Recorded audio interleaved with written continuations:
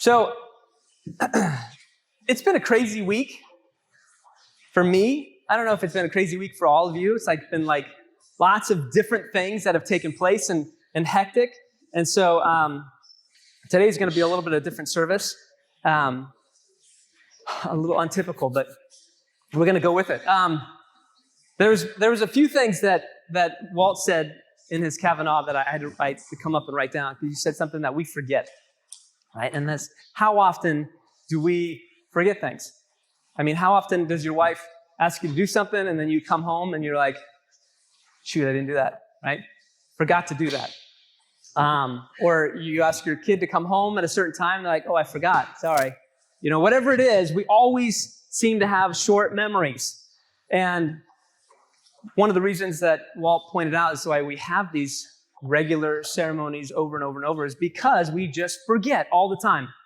And so one of the things that I wanted to do today was to try to go back over some of the stuff that we have taught. But I was reminded, first of all, I teach a class at Nunez. I teach a leadership class. And in each one of these classes, I always have the students do this exercise, this drill, and some of the stuff that we're talking about. And I have them write their obituary. You're 20 years old, 25 years old. Some of these kids are almost 30, and when I say, okay, you're going to write your obituary, what is the thought that comes through your mind? There you go. That's it right there. What's an obituary? That's what most people ask. What's an obituary? I don't know what this is, right? And so if you're in your 20s, you're don't even know what that word means, right? But as you get older, you know what that word means, right? What is it?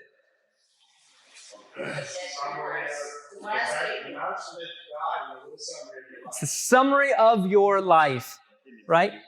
It's what they say about you at a funeral. So I was just at a funeral. I just did a funeral yesterday. And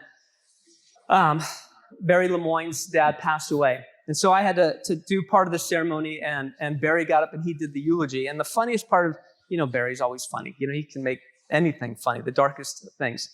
And so he's doing the eulogy, and he's funny in the eulogy. And then he gets to the part, he's like, oh, and because my dad was such a great planner, he wrote his eulogy for me to read. So he reads the eulogy that his dad put out, right? I mean, it was funny. It was totally Barry's family, Lemoyne. I mean, this is just who they were.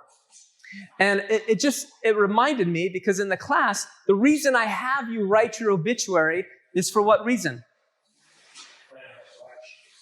Not just reflection. Reflecting on what, though? To see what you want to be. What do you mean by that? What? How will people remember you? Because I've done a lot of funerals.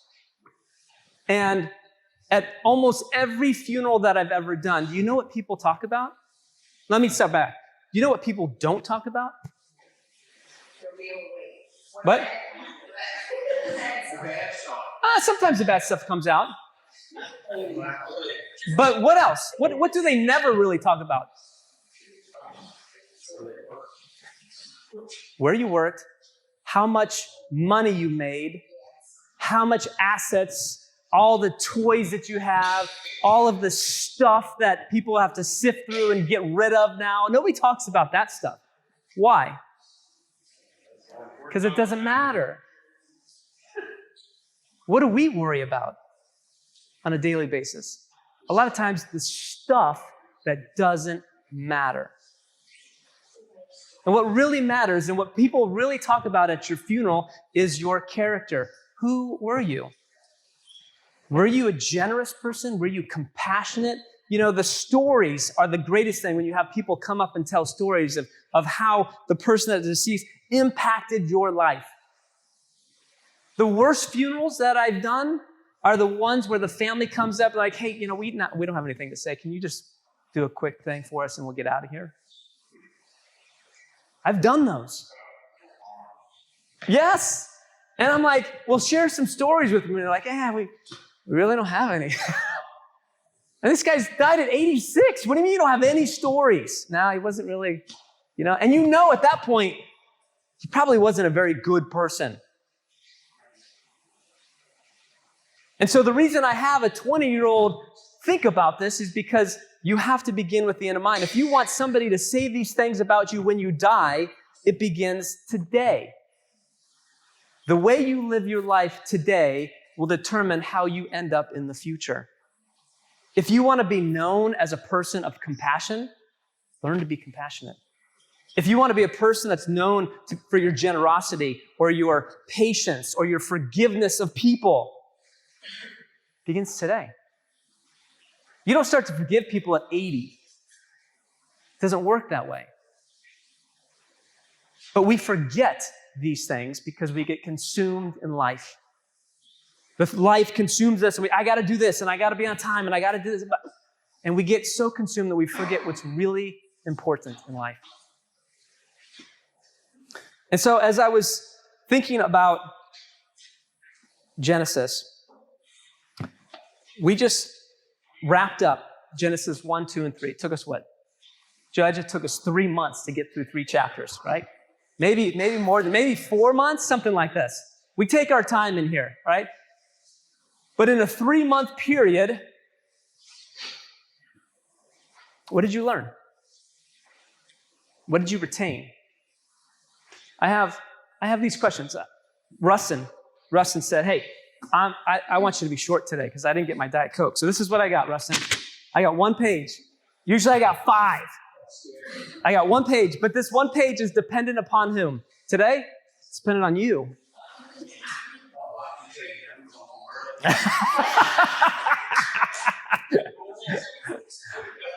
I want you to look at these. And this is an opportunity for you to share. This is an opportunity for you to okay, I really want to know. Because I spent hours prepping for 4 months on Genesis. Maybe even longer than that because I've been prepping this for a couple years. Because as my mentor told me, and I've learned over and over, that everything in the Bible goes back to Genesis 1 through 3. Everything. And if you don't know Genesis 1 through 3, then you really don't know the rest of the Bible. So I'm sorry for you guys that are first times here. You're going to be catching up or listening to everybody. But I really want to know, how have these 3 chapters helped you reframe your understanding of the Bible, of the text? Or maybe how has this reframing changed the way you actually live your life today? What impact did this have on your thinking? What did you discover that had an impact on you? I mean, I gave you guys journals to take notes in and everything. One of the things I almost called the text humility love us. Okay. And I guess I came to the fact that Eve's loyalty was devotion because he didn't say she had bad. Good catch. He was amazing. So she just left with him. Okay. I was like, I gotta talk, man. It's a long conversation. But I just kept reading it over and over again. I just kept reading it. And I'm like, I'm only coming down to a loyalty or devotion to Adam. And think about that, because what did the text say in Genesis chapter 2?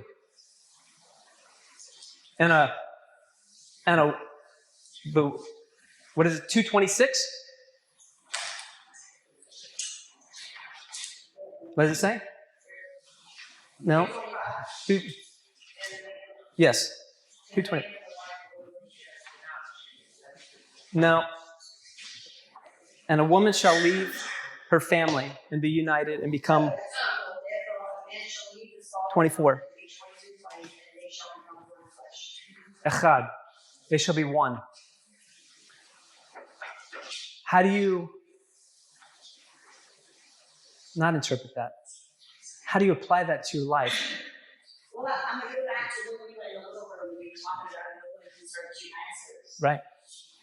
And so, she was trying, I feel as though when she got tricked into eating of the fruit or having to eat the fruit, it was like she was trying to make him godly. I'm thinking. Of them. Mm-hmm. Right. So they could make their own decisions, right? So they could do it. And we have all the knowledge. We have all of it. And then it was the fall. Right. So, so you got 2 points there, right? So you have 2 points. So you have one is that we sin, as Aaron points out all the time, we sin where? In our strength. And this is our strength. This is what I'm good at. Like, I know the decisions that this is what I'm supposed to be doing. And this is where things can really happen. I can make things happen and I can unite people. Whatever my strength is, this is what I'm good at. But it's also where I find my sin. Because sometimes when I'm good at this and I know that I shouldn't be doing that, I can see, well, maybe if I add this to it, it'll actually make it better. But the rule is, don't touch it. And so she sinned in that idea. She made the mistake. She blew it in her zone. She's trying to do these things because she thought it would help her. And she broke the commandment. But the oneness of her leaving with her shows, yes, the devotion, because that is to be one with somebody. Doesn't that take devotion? What does it take to stay with somebody, or like when you're so mad at him to say, you know what? That never happens. that you're like, you know what? It doesn't matter. I'm still your spouse. I'm still your wife. And this isn't a new thing, but our culture struggles with this. Our cultural struggles. And even before Jesus' time, there was a rabbi named Hillel and Shammai, these rabbis that debated back and forth. And you see this in the Gospels when people ask Jesus questions about divorce and these things, because they're asking them based on Hillel and Shammai's rulings of what divorce is. And Hillel was very liberal in his understanding, his teaching. Very liberal. So much so when they said, hey, is it okay to get a divorce? And Hillel said, if your wife burns your toast, get rid of her. It's okay to divorce her. That's how liberal he was. It's the littlest thing. If you find a wife that's better looking, it's okay, you can divorce her. What? Shammai was on the opposite side. He's like, you can only divorce a woman for one reason, that is adultery. Other than that, you are echad. You are one with your spouse. That's it. To death. So there's this debate that we still struggle with today in our culture. Yes, sir. I've been practicing waiting, like my wife is serving me, or if she's not like doing what I think she should be doing, that's when I'm hungry more. Wow. Okay. I'm like,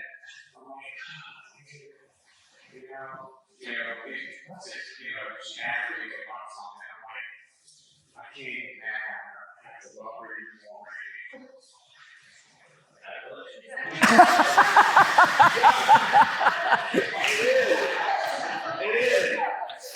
But how long have you been married? 27 years. So for 27 years, you probably didn't start out that way, but you've learned to become that way. Yes. At one point in my marriage, I thought my wife should be able to read my mind. And basically what, I think all spouses struggle with that, bro. Right. But then it's not like it. Right. Or when your wife forgets something and you think that she should remember, hello, why can you not remember this? But we forget too. Yes. It is. That's why do you think God is talked about in the relationship as a father and a spouse all the time? Like there's this relationship, this love relationship, and he talks about Israel as his bride, right? It's the same thing because as humans, that's what we can relate to. Because we screw up. Our spouses screw up all the time. And God is still patient. He's talking about himself. Which is why, like, as I think about Genesis, like, we just finished up Genesis 3, right? You know, they're at the end. They blew it. They screwed up. They're kicked out of the garden. And what is one of the most important things that I think about as I think about Genesis, and the reason why the people of the Bible read this story over and over and over, because when you're kicked out of the garden, when you're like pushed out of a situation that's good for you, and this is great, like what is it that you are thinking at that point? Have you ever been fired from a job? Not you, Kevin, you're perfect. Somebody else. Like, has anybody else like been like let go, or like a relationship where a girlfriend or boyfriend said, nah, we're done. Right? It's over. Am I the only person that's gone through these? Okay, that means I've been fired. I've had a girlfriend kick me to the curb. Like, what is it that you're feeling when you have that happen to you? Despair? Hardship. Like, what am I going to do next? What? Yeah, like the emotions that you go through are these things. Now, what was the first thing that we learned in Genesis 1? What was the first thing that we learned, right? We said, in the beginning, bara.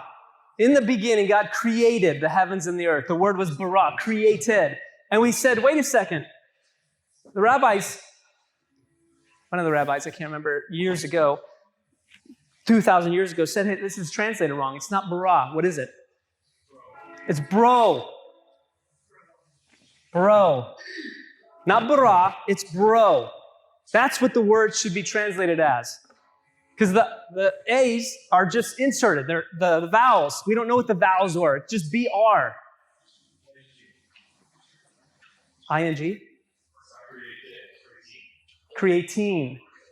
The idea of bro is in the beginning, God began to create, or began creating. When life is in hardship, and when life is in turmoil, and when life is all falling around you, what is it that you need to hear from God?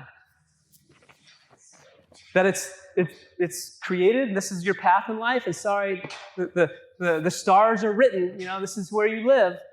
Or do you need to hear, well, this is just a new beginning. God's continually creating in your life. He's continually got new things that's in your future. You just got to begin. There's always things that are being created in God's universe. And this is just the beginning. What else? Good. Way to start us off, Kim.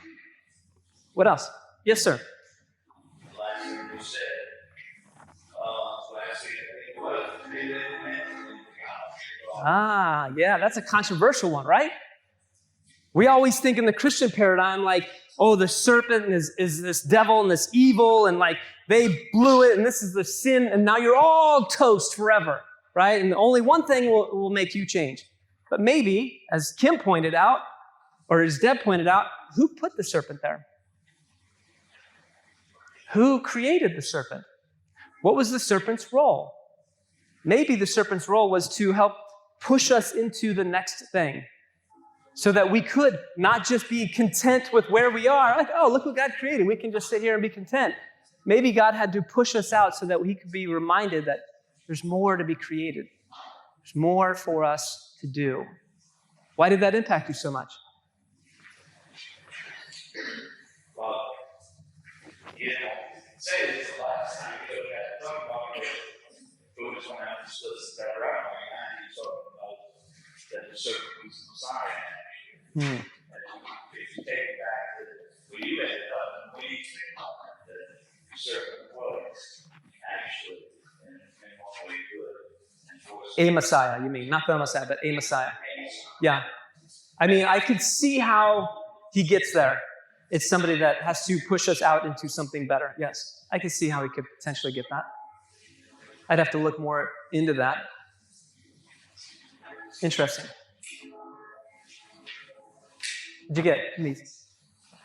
We have to, like, a club of the really good club of stuff, like I do, like, to talk about, like, really great problems, and stuff like that, and most and stuff like that, and who you are every day. And then just start to, sitting on that, trying to say, where we came up, where we crossroads, where we're doing that, stuff like that, and just putting that with, like, I'm always a dad, I'm always a husband, and like that's always incorporated into who I am as a husband. Awesome. How did it change you? Probably a little respect. Self-awareness? Somewhat, I don't know, there's more like the defining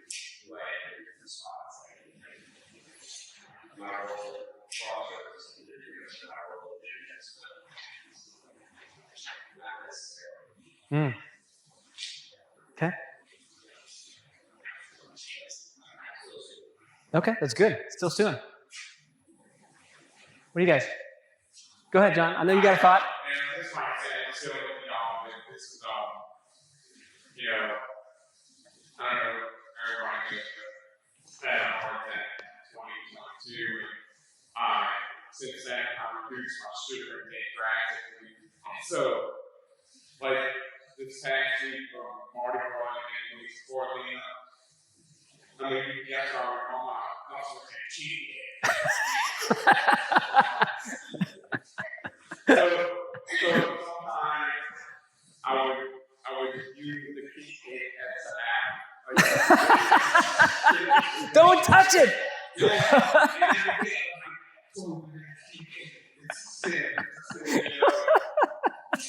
And something in the mail, you know, but yeah, so I kind of related to that. I think I did wrong because like everybody had it and they wanted to give me full cheesecakes. I'm like, I don't want it. You know, Not. Well, the reason you did that too, because 2 weeks ago or last week you gave a report. The doctor said it almost looks like you never had a heart attack, yeah.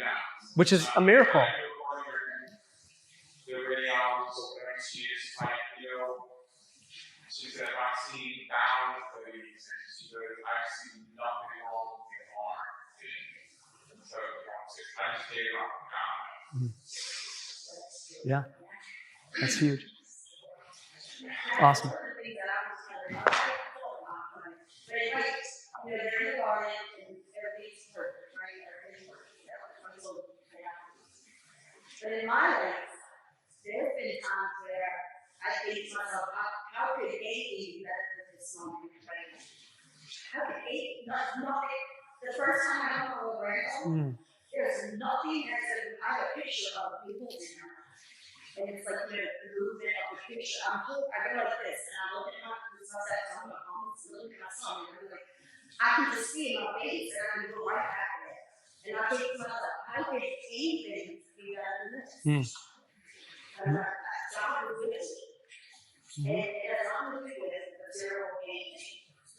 You know, like, it's just like, that's not the picture. It has nothing to do with, like, some of those moments, and, you know, you kind of wake up early, you saw the sunrise, but those kind of things, like, that's like just beautiful. A moment, every time, there's nothing to do with a car or a house or anything. Right. This goes to the idea that is extremely important in the biblical man. For the biblical man, as opposed to the Westerner, right? The Westerner is always like, when we think about leadership, is like George Washington on the boat. You know, like, this is the direction we're going. We're always looking forward, and we're like, we're going to take this land, or we're going to accomplish this goal, or we're going to do these things. And I'm always looking forward and saying, this is where we're going to be. The problem with that for the biblical man is what does James say? You don't know what's going to happen tomorrow. You make all these plans, but you don't even know what's going to happen tomorrow, right? Because the biblical idea of the future is what? Is like, instead of being on the front of a boat, it's like being in a rowboat. And what am I facing in the rowboat? Behind me, the past. Right? How do I know I'm going in the right direction then if I'm facing the past? What do I have to do?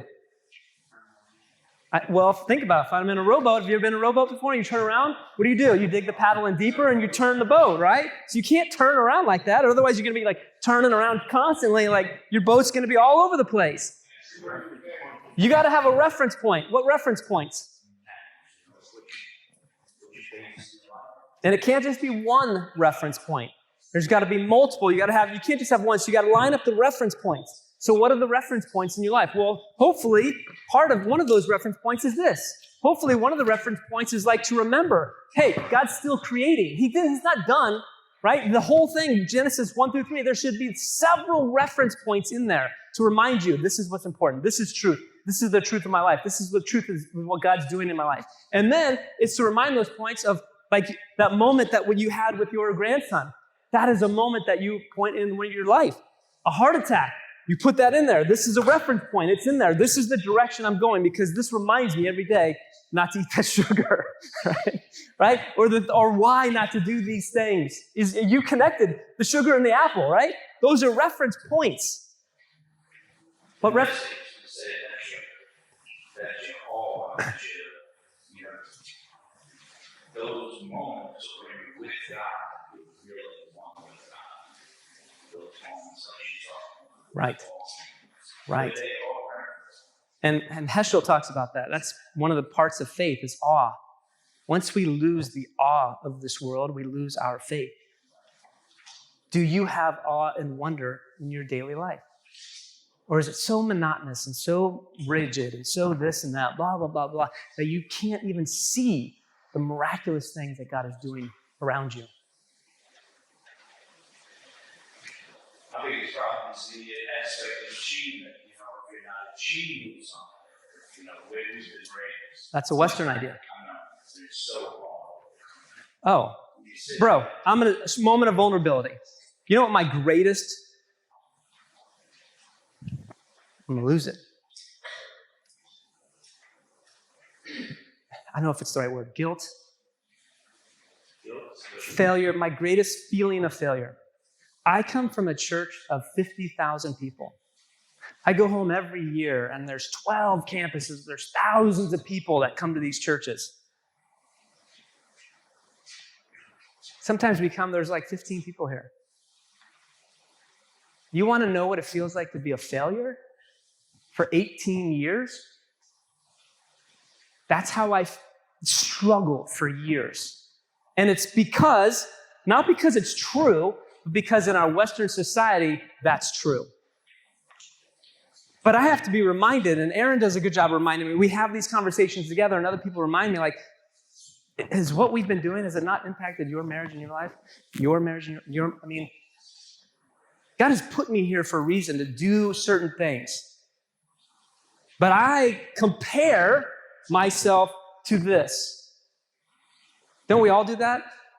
And we compare ourselves to somebody else's strength. And like, oh, look at me. Oh, I suck. But that's not the right comparison. That's not even true. But we struggle with it all the time, which is why, what are my reference points?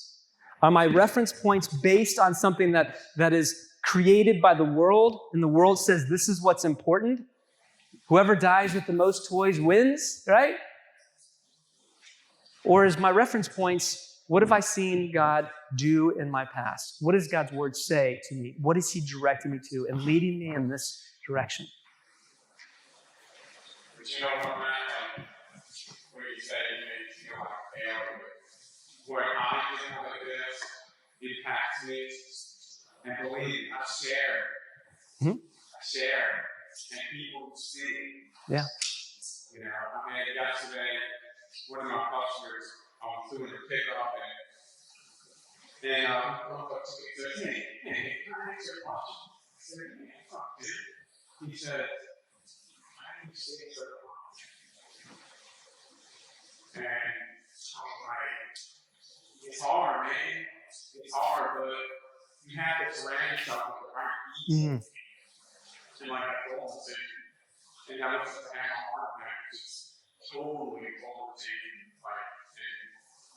And I said, yeah. I told him, I'm going to get a Bible. I said, man, get a Bible and just read it, dude.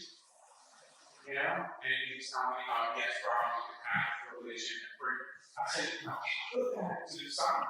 Right. Just read the Bible. Right. I said, I don't understand it was blue, but I can tell you this, it brings you peace. I said, just do it. There's the awe and wonder right there. Because how can that possibly bring you peace if you don't have a sense of wonder? Right. Good. And I thank him for, you know, being man enough to be vulnerable with people, sharing. You know. Which is difficult for all of us, isn't it? Yeah, as a man. Yeah. Yeah. I mean, and that's where I can come back and I can look back and I can appreciate who we are, because there is a level of vulnerability that each of us have in this room. We're not afraid to share. I go back home and it's anonymous. You don't know any of those people, almost 50,000. You don't know anybody. And it's easy to come and sit and go. Right? There's no depth in those relationships. And I worked there for 10 years, 15 years, right? I mean, so from firsthand, I can tell you this, right? It's difficult. But here, like, the goal, the whole point of what we do is here. And then why I didn't prepare anything, I have questions for you because I trust that you will be vulnerable and share, like, yeah, this is what it was hard for me. This is what I learned. This is what I was going through. You can't do that anywhere else, really.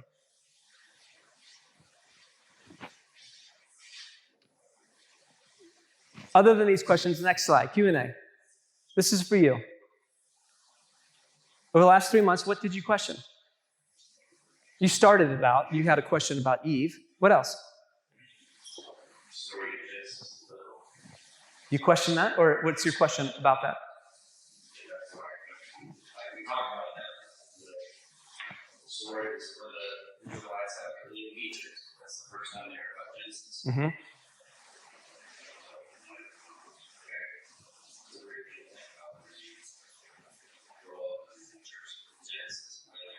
Yeah. Yeah. It's very hard when the whole paradigm of the church, builds a museum, of like all the literal things that happen, and you're like, well, maybe it wasn't literal. Ooh. Like, how do you deal with that then? How do you wrestle with that when you like your whole life, my whole life, like everything, we got to prove this scientifically. We got to show like all of this stuff is real. And then you find out like maybe it was, there's truth in the story, but it wasn't ever meant to be literal. It was never a scientific document.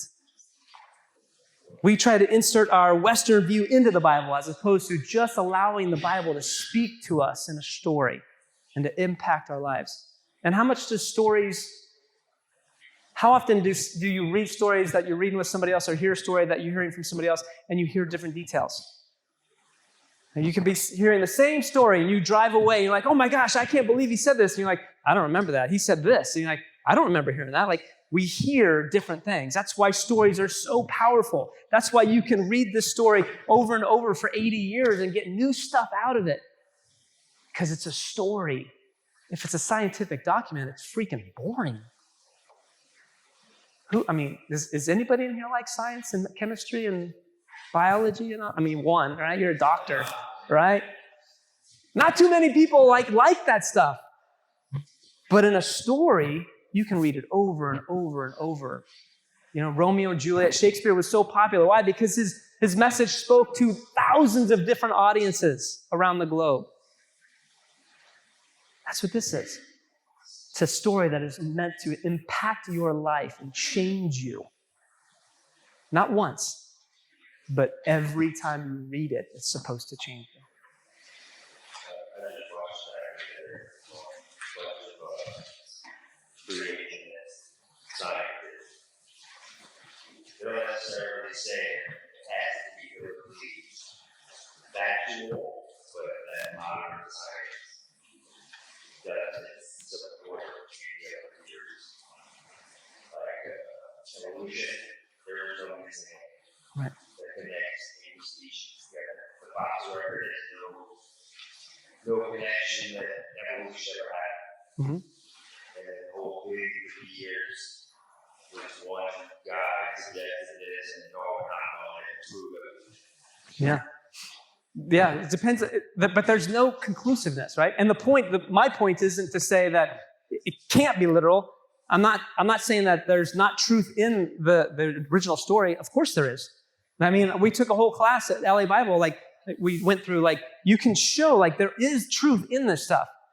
But the point of the message isn't that it's supposed to be read that way. The point of the message is that it's a story. You can find truth in this stuff. You can try to connect and go find scientific documents and, research and all this other stuff, and you say, see, I can prove this here. Okay, great. That's not the point.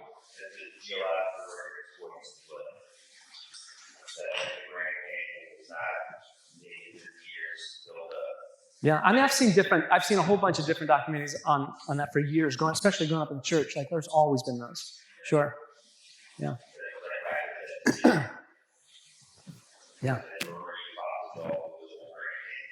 Yeah, there's Paul Bunyan's axe. Saying that, Yeah. change and improve. I think that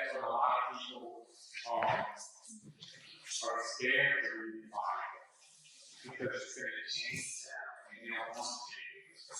They don't want to let go of the life that they live in.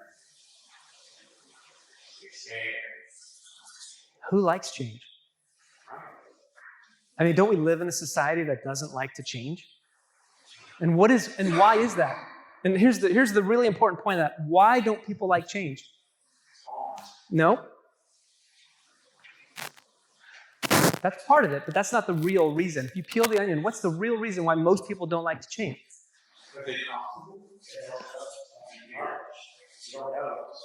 You don't know what the change is going to bring. Fear is the greatest motivator for not changing. I'm going to change, but into what? God's creating newness into me. What is that going to do? Into what? Maybe I'm not going to like that. Maybe God's going to change me and tell me to come to New Orleans, after a hurricane. Do I really want that?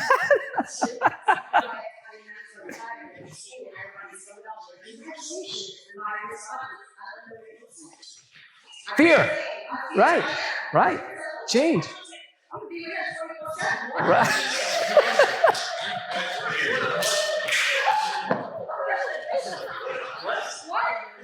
But here's the thing, right? Are you facing forward or are you facing backwards? Because if you're facing forward, you're just looking at Dawn thinking, this is my future, right? But if you're facing backwards, you're looking back, what are all the points? What are all the memorable things that you and Dawn went through and your family and your grandchildren and all the things that God has been doing and all the newness that God did in your past, He's going to do in your future.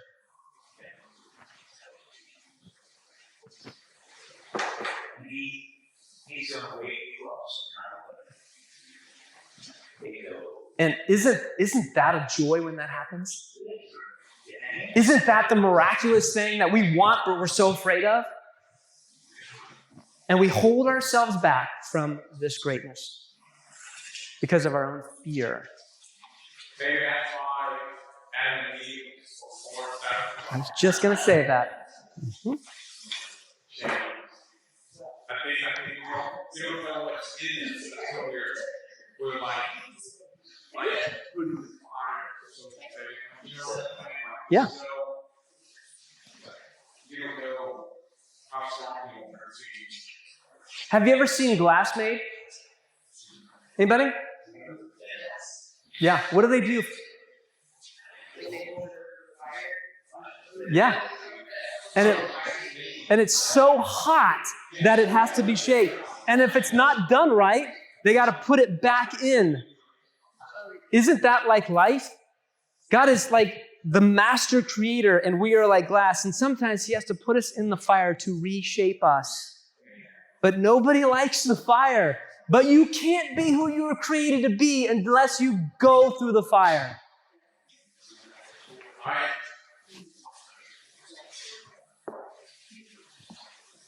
And that's why it's important to I think I told him when I had a heart attack, I was on this time, and then we get place and start to fall back to our old ways, and that's why it's important to start something. Right. Keep that fire blazing, dude. And not just fire, there's a biblical passage that supports what you just said. As iron sharpens iron, so one man sharpens another. When iron sharpens iron, what happens? Is that a gentle process? No, like you're shaving metal off of metal. Friction. It is friction, it's hard, it hurts. And we need our brothers and sisters to tell us, hey, you're on the wrong path, man, time to get back on. Sometimes we need, as Mariah, you guys remember Mariah? Like her whole master's thesis was on, she called it the one-punch theory. Everybody, every once in a while, just needs one punch to the face. Wake up! Well, the biblical idea thinks you need more than one, right? It's regular. We regularly need people in our lives to keep us on the path, that keep shaving us and reminding us, hey, look back. Stop worrying about the future. Stop worrying about the next 20 years is going to look like, right? What does the past say? And what is God going to create in your future? I think we end there. We good? AJ, you got an inquisitive look on your face, and you're going to ask a question, but go ahead. The rule follower right here. Officer, go ahead. I've never noticed a verse that said God clothed them, which is in the end of chapter 3. Earlier in chapter 3 it says, they realized they were naked, they Right. sewed their fig leaves. Right. Later it says God clothed them in skins. Mm-hmm. It makes me think about how flexible or how temporary a leaf is. And that's not the best color probably, but skin, nail, hide, so much tougher, so much better. So to think that they try to supply their own needs, but God made supply their needs. So your own goal is us. You're trying to worry about future stuff, we all do. But notice you really grow. We got some, always providing better than we provide. Yeah. Amen. We kill them in that. Thoughts. For Zill's thought, we're just the same, right? Yeah. Mm-hmm. Rusty, did you have one last thing, and then you can pray us out? I was just saying that through a lot of this, the transformation and thoughts, how we like new things when I read the Bible. Before, I was always trying to make sure I had scripture right, word for word. And looking at it so close and so intent, right, that I was missing, right, the message. Right. And every time we go back, or every time we keep ourselves a little teachable, somebody will give us just another view, still get exactly what that's going to take your message and kind of help you see what really God is trying to say in the message and not take it literal because that was quite big to me to find it in scripture, right, where there wasn't, you could be a controversy of. Well, this wasn't true according to history, but the message was. And we did a study in the Bible, and one of the things that we do, right, was to find the message in the gospel or something. And it was more difficult for me because my mind was telling. Sure. And the thing I created, right, was that, everybody in the community, right, not community of the house, but everybody in my community, my world, right, all had the same basic principle, right, that was the same. Right. But then the more I got into trying to justify every single scripture about word for word that is the absolute truth, absolute. I found out that it wasn't so absolute, Right. and that it was more fluid. Right. And being that it's fluid, right, that I couldn't just stand on this. Oh, I think they're right to stand here. Right. But because it's fluid, I had to keep reaching up, and I had to keep trying to learn, and then I had to keep trying to change. And that was the biggest thing that changed for me is looking at it, what did God say? Back up the history, the context, the language, right? Those things that we taught, right? That we taught. And it was like, okay, what is God saying? And it's taken years. Yeah. And it will And continue. I'm still, learning. But I had also, which I've never seen before, where I could hear somebody speak and I could almost say whether it's coming from their study of the Bible, right? Or whether it's something that they heard somebody that they would like to that somebody else said, somebody else was just passing out. And that it never really studied out to be something original. And anyway, it helped because of being even going through the faith. Who we are, right? Mm-hmm. We talk about the law, right? And the duties of the law. And then so we get into all that shit. I opened up these doors by looking for the message, right? That I have continuous awe to what's next. Because there is no end. Right. And that's where in the church is no different than humanity. Like one of the things, it goes back to what your point was, right? The greatest fear of change is what? Or the greatest problem with change is fear, right? And since we have a fear, the text has to be certain. Because if it's not certain, right, then we have a fear. What if it doesn't mean that, right? So the church has, for hundreds of years, has built certainty into the doctrines of belief, right? Because it has to say this. And then the moment that you come across a few verses, it's like building a brick wall. You know, the Bible, the doctrines of the church is like building a brick wall.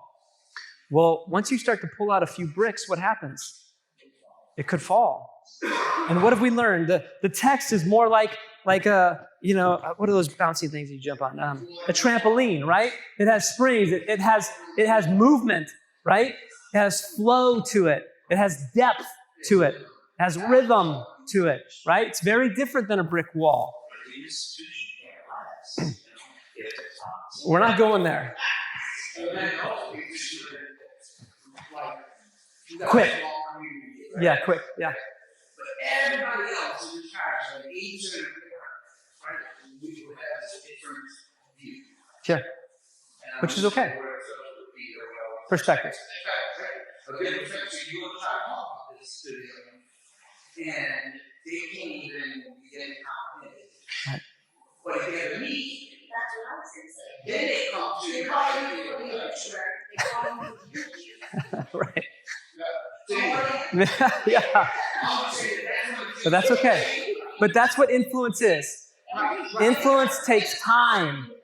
Influence takes time, and it seeps into people's lives, and it doesn't have to be. It doesn't have to look the same, and that's okay. Right. Because God is that, dude, you don't fish one hell. Right. That's problem. Right. This is your problem, but you're not the one that's just in it. Kristen, can you pray us out? All right. Kristen's going to pray us out. Sam, yeah. God, I want to thank you. I want to thank you for this conversation, Lord.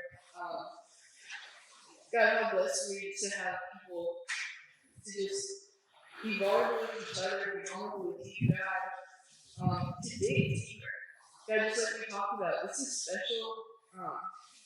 And I just want to say that, God, it is special to dive deep into your scripture and to learn more and more about the Word, to be led by you, God. And I'm just so grateful for that. I'm so grateful for, just learning things like clothing ourselves with you every morning, God, or learning about how it's okay to do hard things and that maybe perhaps we would create a learn to do that. God, I just thank you for family, thank you for friends, thank you for community, Lord. God, I pray that we continue to till the soil, God, that we continue to come here and just take what we learn, but God, also to share it with the world, God.